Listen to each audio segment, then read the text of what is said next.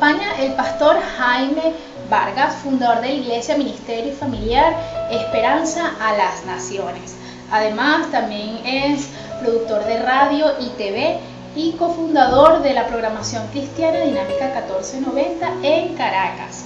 Y tenemos el gran honor de que un día como hoy estuvo impartiendo en nuestra sede el Ministerio Apostólico Internacional Emanuel el entrenamiento nacional de intercesores y guerra espiritual por Venezuela. Bienvenido, pastor, es un gran placer que usted nos haya concedido esta entrevista al canal Emanuel TV. Bueno, no me lo esperaba, agradecido estamos, acabamos de ministrar 4 horas sin parar y ha sido maravilloso y realmente contento de ver cómo ustedes están enfocados, invirtiendo en el trabajo de los medios de comunicación, porque es una forma de cumplir aquella parte cuando Cristo dice, no se enciende una lámpara y se esconde. Una de las mejores maneras de sacar esa lámpara para que alumbre a otros a través de los medios de comunicación. De verdad agradecidos a todos en esta producción de televisión. Nos gustaría saber cómo Dios lo llamó al ministerio. Bueno, mira, eso fue una pasión. Ahí se combinaron varias cosas. Se combinó tanto la pasión que yo tenía por predicar el Evangelio, como el testimonio que me dieron determinados líderes en medio de los cuales crecí. Acompañé las misiones, algunos de nuestros líderes iban a hacer la obra misionera. Yo apenas tenía 15 años cuando acepté a Cristo y ya a los 16 pues acompañaba en las obras misioneras, lo que llamábamos antes campos dinámicos. Eran aquellos pueblos y caseríos que había que ir a predicar, donde no se requería mucha preparación, sino pasión y el mensaje evangelístico y el testimonio que uno daba. Y fue allí donde Dios me fue enseñando, fui aprendiendo con todos ellos. Comencé como baterista, como músico. Aprendí la batería, luego aprendí la guitarra, luego aprendí a tocar el cuatro, aprendí a tocar la maraca, también aprendí a tocar las palmas, varios instrumentos, y los timbales. Fue allí pues que esos instrumentos los utilicé porque posteriormente tuve que fundar obras, campos, donde no había nada, hay que llevar la Biblia, el cuatro, la guitarra, cantaba, predicaba, enseñaba, como hablaba, hasta que luego había una congregación fundada, como te dije, comencé en la obra misionera. Ahora Dios sabe lo que hace, porque cuando trabajas la obra misionera fundando una congregación, ahí tienes que ser misionero, tienes que ser maestro, tienes que ser músico, tienes que ser pastor, tienes que ser el que barre. Es toda una escuela el llamado. Ahora el llamado a tiempo completo vino cuando ya estaba haciendo las pasantías como perito electricista en la Escuela Técnica Industrial de Barquisimeto, y hice las pasantías en una empresa reconocida en Barquisimeto, en una de las zonas industriales. Hay 3 zonas industriales, la zona 2, y cuando estaba allí el Espíritu Santo me hablaba y me decía que salgas a tiempo completo. Yo tenía 19 años, tenía mi noviazgo, y apoyaba a mi madre con mi trabajo, pero Dios me decía que salgas a tiempo completo. Para mí no era fácil, pero precisamente cuando acudo al llamado, eso afectó mi noviazgo, porque mi novia, la que ahora es mi esposa, decía que eso era algo emocional, que ella no podía pensar que yo saliera a tiempo completo al ministerio. Y para ello tuvo una ruptura y tuve que romper con el noviazgo. 6 meses estuvimos sin el noviazgo porque me afectaba en cuanto a salir a ese llamado. Por supuesto, 6 meses después nos reconciliamos cuando ellos vieron cómo Dios me respaldaba salvando vidas, sanando enfermos, fundando congregaciones en tan pocos meses, ayudando a distintas iglesias. Es una zona, como se conoce en Barquisimeto, como la zona norte. Hoy día entiendo que Dios tenía 2 propósitos muy importantes con esa tarea que me encomendó en ese entonces. Entiendo que en primer lugar fue la escuela del Espíritu Santo para formarme en la fe, en el ministerio. Estuve al lado de pastores con quienes aprendí muchísimo. Y por otro lado, había que fundar esas iglesias porque hoy día esa zona se convirtió en una ciudad satélite para Barquisimeto. Esa zona creció impresionantemente, habitantes, lugares donde eran terrenos baldíos y solo hoy día abundan en urbanizaciones. Lo que quiere decir que Dios con anticipación quiso que hubiese congregaciones antes que hubiese lo que es la superpoblación de esa zona. En donde vive, yo puedo hablar de un 25% de la población barquisimetana, muchísimo. Y bueno, fue donde vino el proceso de Dios Claro, Dios fue muy enfático, yo aprendí, entendí que mi llamado principal era evangelístico, como evangelista. Hoy día, pues, combinando lo que es pastor, evangelista, pastoreal, yo pienso que el ministerio evangelístico es una pasión que todos debemos tener, la pasión por las almas perdidas. Inclusive esta programación televisiva, el propósito es llevar el mensaje a personas que a lo mejor no vendrán a la iglesia, pero nosotros vamos a ellos a través de los medios. ¿Y de qué forma usted recibió esa idea de entrenar 10.000 intercesores en acción por Venezuela? Bueno, fíjate, en primer lugar, pues por allá por el año 2000, Dios comenzó a tratar conmigo para que conquistase determinados proyectos. Aquí ya en Caracas habíamos conquistado la radio dinámica, que era una emisora secular, las 24 horas. Y cuando surgió el proyecto de 1 hora diaria, luego Dios nos dio 2 horas diarias, entendí que con oración y trabajo podíamos tomar eso, conquistarlo y mantenerlo. Aprendí que lo que se logra con oración, se mantiene con oración. Y así fuimos creciendo hasta que conquistamos una programación 24 horas. El dueño de la radio aceptó el desafío y fue como equipo, no fue mi idea, mi tarea yo solo, fue todo un equipo. Yo apenas soy cofundador, porque hubo un fundador, un hombre que recibió una visión, que es el apóstol Marcelino Sojo, profeta ahorita de las naciones, venezolano, y Dios sencillamente me llamó para que lo ayudase a él. Pero esa ayuda tuvo que ver con elegir la emisora donde íbamos a trabajar, interceder todos los días, salir de aquí de la avenida de Cuna a las 12 de la noche a pie con un maletín en las manos, arriesgados. Hoy tuve una experiencia que impactó mi vida, porque en esos años nosotros tuvimos que mudarnos a lo que se llama el Polvorín, por la pastora.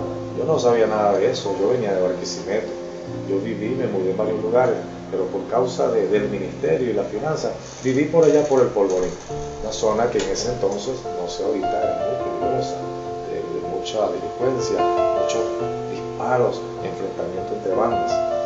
Y yo salía de aquí a las 12 de la noche de la avenida de Lecuna, caminaba hasta la avenida Baral, con mi maletín y mi palto, terminaba mi programa radial a las 12 de la noche. Cuando llegaba a la avenida Baral, pues esperaba que algún taxi se arriesgara a llevarme al Polvorín. Bueno, conseguí algunos que se arriesgaron. Mi esposa, que me esperaba allá, me decía que ella estaba muy preocupada porque cuando yo estaba en el programa radial escuchaba muchos disparos por el Polvorín. Sin embargo, ella notaba algo, que cuando yo llegaba en el taxi, de alguna manera se detenían los disparos. Y después que yo entraba y acomodaba y cenaba, y bueno, continuaban otra vez los disparos. Y eso ocurrió muchas veces, sobre todo fines de semana, que había muchos disparos. Pero ella me decía, mi amor, minutos antes que llegara, había muchos disparos, ya no los hay. Y después que estás aquí, ahora hay disparos. Entonces, meses después, supe que la dueña de la casa donde vivíamos, cristiana ella, una abuelita de nombre Mama Pancha, ella vivía en la planta baja y nosotros estábamos alquilados en la segunda planta, con una entrada independiente, unas escaleras, una puerta de metal. Y Mama Pancha escuchaba el programa. Ella, cuando yo despedía a las 12 de la noche y colocaba el himno nacional, ella entendía que yo vendría a pie. Entonces ella se arrodillaba a orar. Desde que yo colocaba el himno nacional y despedía la programación, se arrodillaba a orar. Cuando ella escuchaba que llegaba un carro, que se abría la puerta y yo subía, se levantaba y se acostaba. Es decir, Mama Pancha funcionaba como un escudo de oración. Te estoy hablando del año 96 y desde el año 97 yo no veía a Mama Pancha. Hoy, a propósito de que vivimos en Barquisimeto y pastoreamos allá y vinimos ahí para este entrenamiento acá, en la mañana aproveché de ir por esos sitios. Fuimos al Águila, fuimos a estar la antena de Radio Dinámica, oramos por la ciudad, recordé esos tiempos, esos años y dije, voy a visitar la casa donde yo vivía alquilado. Yo suponía que Mama Pancha tantos años ya había partido con el Señor. Y cuando llego a la casa y toco, hasta no me acordaba dónde era la casa, llegué a la casa que no era y ellos me dijeron, no, es allí. Y fui a esa casa, toqué y me salió un nieto de Mama Pancha, que en ese entonces su mamá estaba embarazada. Hoy día, pues hace 17 años, ese nieto tiene 17 años. Y le pregunto por sus padres, me dice que no están. Y le digo que yo conocía a su abuelo de una pancha. Yo pensé que él me iba a decir hace unos años, ella murió, partió con el Señor. Cuando él me dice, aquí está, yo me alegré, yo no encontraba la emoción dentro.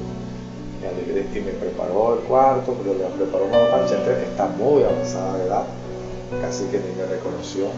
Pero para mí fue algo grandioso honrar a esa mujer, sentarme a su lado mientras ella desayunaba, abrazarla, orar por ella, inclusive arrodillarme y pedirle que pusiera de su mano sobre mi vida, porque aquello hoy día yo lo cuento, de hecho es parte de la predicación de mañana, que se llama escudo de oración, y nadie puede dar lo que no tiene. Si yo lo viví, lo enseño. A mí hubo escuderos, no sabía, no entendía que ese era su nombre, escuderos, pero lo hacían. En este caso esta abuelita, gente que está detrás de la cortina, que no son muy famosos, nadie las conoce. La conocen donde hablo de ella, y la van a conocer porque próximamente la colocaré en el Facebook, abrazada de una pancha. Y bueno, los 10.000 intercesores, porque el Señor Jesús me dio una visión. Yo estuve acá en Caracas predicando un tiempo cuando el paro petrolero en el 2002 y pastoreé por los naranjos del Cafetal como pastor misionero en esos días. Amigos en Barquisimeto me decían que yo estaba loco, cómo me iba a mover con mi familia en días como esos y para el este de Caracas. El asunto es que Dios me había hablado, Dios me había mostrado un sueño, visión, y cuando Dios te habla, tú lo entiendes porque tú sientes la carga, te sientes el llamado, te arriesgas a hacer algo que no lo harías, pero algo dentro te impulsa a hacerlo y te quita los miedos. Y cuando estaba en esa tarea, una madrugada, tuve una visión. El Señor Jesús me lleva a un desierto en esa visión. Y yo me vi en el desierto con el Señor y los dos estábamos, yo estaba a su derecha. El Señor me decía, observa lo que va a ocurrir. Y yo, parado al lado del Señor, observo, en el desierto va un tren cargado, va atravesando el desierto. Y el Señor me dice, ese tren va rumbo a Venezuela. Y yo me alegro tanto. Era el año 2002, una situación muy difícil. Y yo estoy observando, observa ahora lo que va a pasar, me dice el Señor. Y yo observo, y el tren cargado de mercancía y de bendiciones para mi país se voltea, se pierde todo. Y yo comencé a llorar. Y el Señor me dice, ese tren se volteó por falta de oración. Luego el Señor me dice, ahora observa lo que va a pasar otra vez. Luego viene un tren y yo veo un ferrocarril de carga, como 10 veces más grande que el que se había volcado, con más mercancía, un peso tal de que en los rieles él se movía así. Y entonces el Señor me dice, intercede, porque si no intercede, ese tren también se va a volcar. Ese tren trae más bendiciones todavía a Venezuela, pero debe interceder para que no haya otro volcamiento de esa bendición.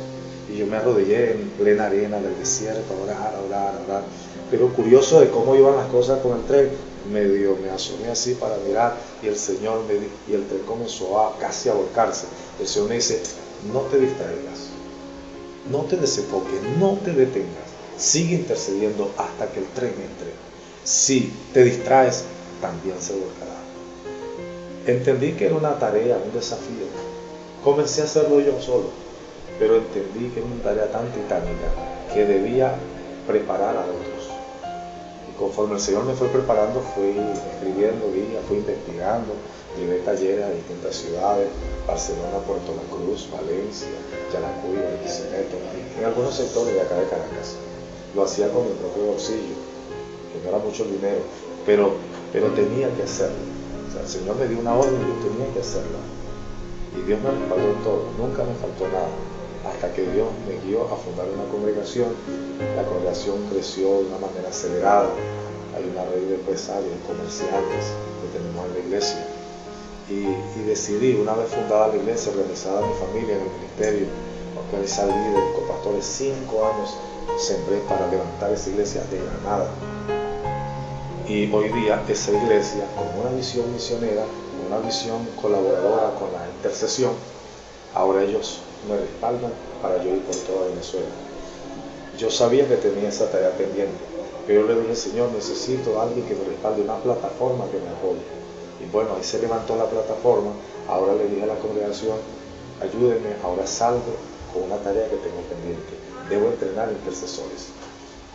La meta real son 50.000, pero uno siempre tiene que pensar primero en determinadas metas antes de llegar a otras metas.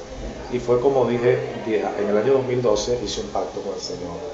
Señor, si tú nos sacas de este cine donde estamos haciendo culto y nos provees un edificio en donde podamos hacer más para tu obra, entonces yo salgo a llevar la intercesión a toda Venezuela.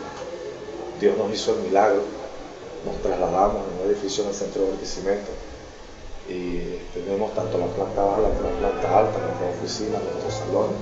La iglesia ha crecido a un número de 600 miembros, doctrinados, bautizados en la Academia Bíblica.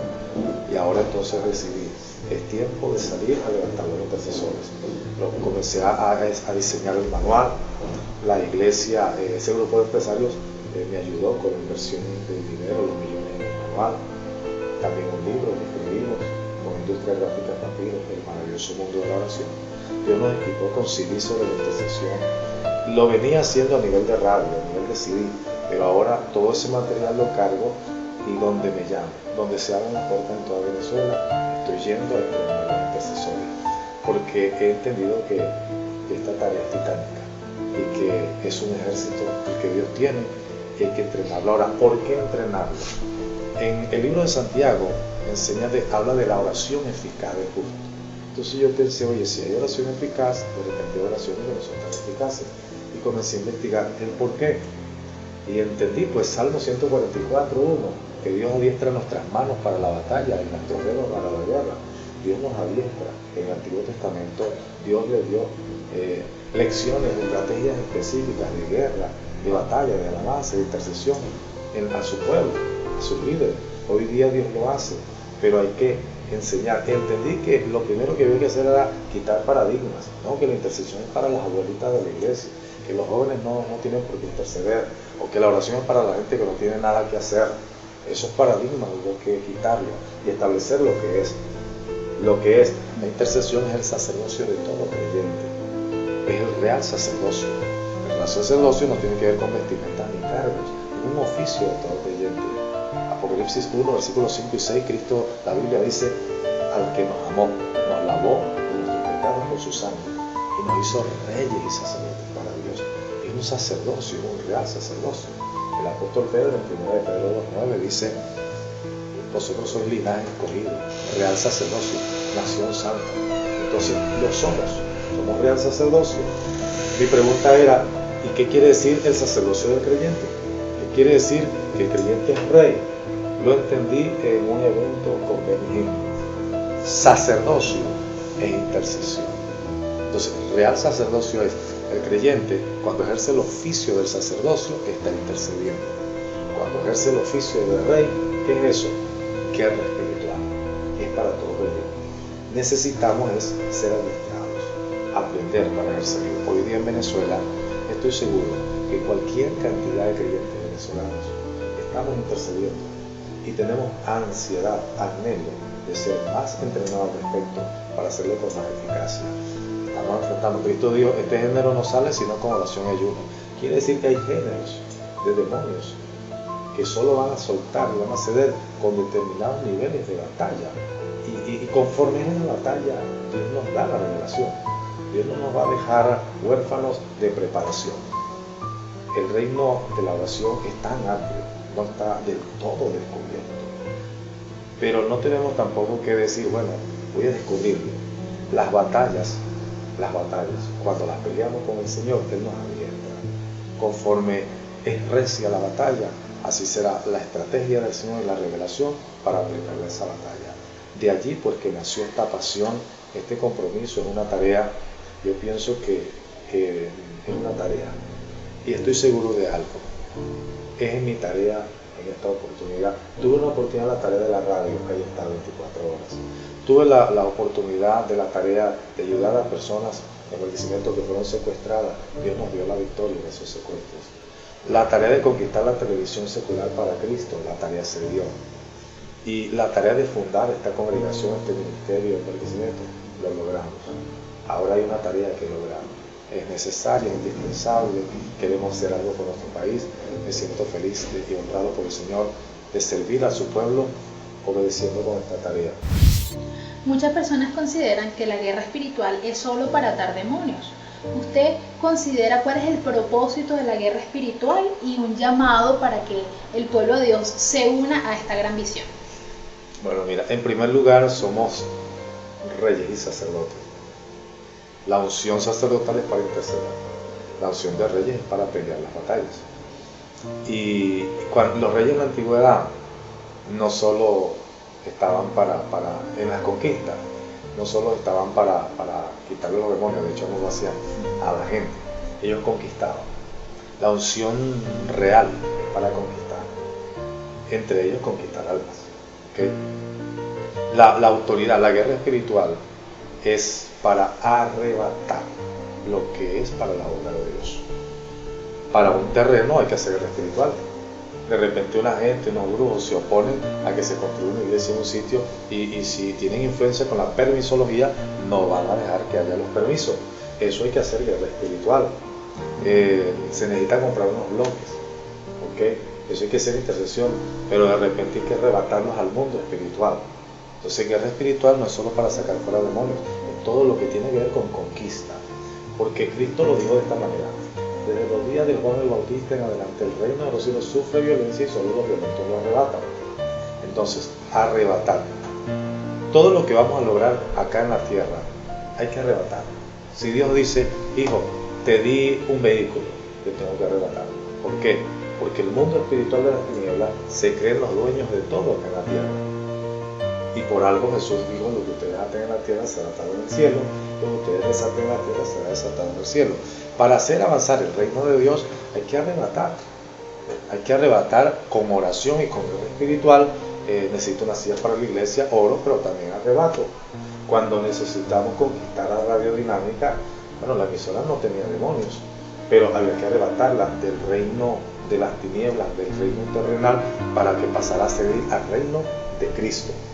¿Okay? Arrebatar. Nosotros necesitábamos entrar en un canal secular en Barquisimeto y yo tuve que hacer guerra espiritual porque cosas en el mundo espiritual se oponían sencillamente que mi contrato para la televisión fuese aprobado. Entonces no se trataba nada más de echar fuera el demonio, era de arrebatarle a las tinieblas su dominio sobre las cosas materiales, que suelten, porque eso es mío en el nombre de Jesús. Entonces guerra espiritual no solo echar fuera el demonio, sino es arrebatamiento, firmeza, autoridad para decir: esto es mío, Dios me lo dio, diablo, suelta él. Entonces la guerra espiritual es para eso, todo lo que es conquistar mis bendiciones, la de mi familia, y para hacer avanzar el reino de Dios, de tal manera que no solamente es intercesión o guerra espiritual para liberar, pero también se hace guerra espiritual para levantar escudo de oración.